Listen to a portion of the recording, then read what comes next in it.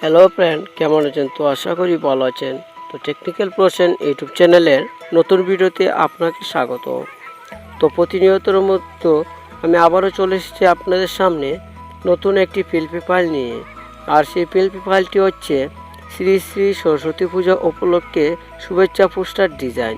আর সেই ডিজাইনের পিএলপি ফাইলটি ডাউনলোড করতে হলে আপনাকে সম্পূর্ণ ভিডিওটি মনোযোগ সহকারে দেখতে হবে, কারণ ভিডিওটির মধ্যে আমি 4 সংখ্যার পাসওয়ার্ড দিয়ে রেখেছি।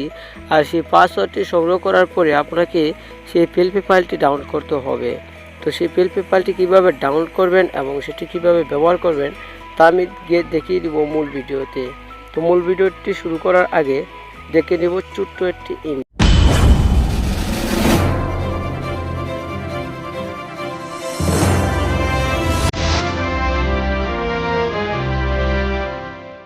তো আপনারা চলে আসলাম আজকের এই মূল ভিডিওতে।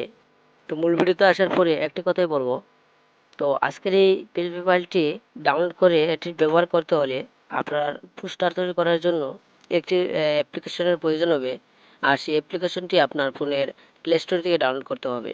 তো আপনার ফোনের প্লে স্টোরে গিয়ে সার্চ বারে সার্চ করতে হবে ফিজিক্যাল ল্যাব। ফিজিক্যাল ল্যাব লেখার পরে তো দেখতে পাচ্ছেন ফিজিক্যাল ল্যাব লেখার পরে এরকম একটি অ্যাপস আসবে, এটাকে আপনার ডাউনলোড করতে হবে। তো আপনার যদি ডাউনলোড করা না থাকে ডাউনলোড করে নেবেন। আমার যেহেতু ডাউনলোড করা আছে, আমার ওপেন দেখাচ্ছে, আমি ওপেনে ক্লিক করব। তো ওপেনে ক্লিক করার পরে এরকম অপশন শো করবে। তো দেখতে পাচ্ছেন অ্যাপটি শো করার পরে এরকম অপশন শো করবে। তো তারপরে আপনারা নিচে দেখতে পারবেন মাই প্রজেক্ট নামে একটা অপশন পাবেন, সেই মাই প্রজেক্টে ক্লিক করবেন। ক্লিক করার পরে আবার দেখতে পারেন এই উপরে ছবির মতো আইকন পিএলপি লেখা আছে, সেটাতে ক্লিক করবেন। ক্লিক করার পরে এখানে দেখতে পারবেন আপনি যে কাঙ্ক্ষিত ফাইলটি পিএলপি ফাইলটি মানে ডাউনলোড করেছেন, সেই ডাউনলোড করা ফাইলটি এখানে শো করবে। এই যে দেখতে পাচ্ছেন সরস্বতী পূজা পোস্টার ডিজাইন মোবাইল দিয়ে। তো এটার উপরে ক্লিক করবেন। ক্লিক করার পরে ওপেন অ্যান্ড হেডে ক্লিক করে এটাকে সামনে আনবেন। তো ওপেন অ্যান্ড হেডে ক্লিক করার পরে দেখতে পাচ্ছেন এই ডিজাইনটির সম্পূর্ণ কিছু এখানে শো করতেছে।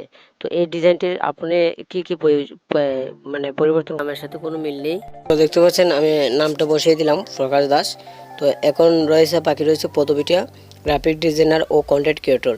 তো আপনার যদি কোনো পদবি থাকে তাহলে সেটা আপনি বসিয়ে দেবেন। আপনি এটা এখানে ক্লিক করে এটাকেও আগের মতো নাম যেভাবে পরিবর্তন করেছেন সেটার মতো পরিবর্তন করে নিতে পারেন, অথবা আপনি এটাকে ডিলিট করে দিতে পারেন, এটা আপনার ইচ্ছে।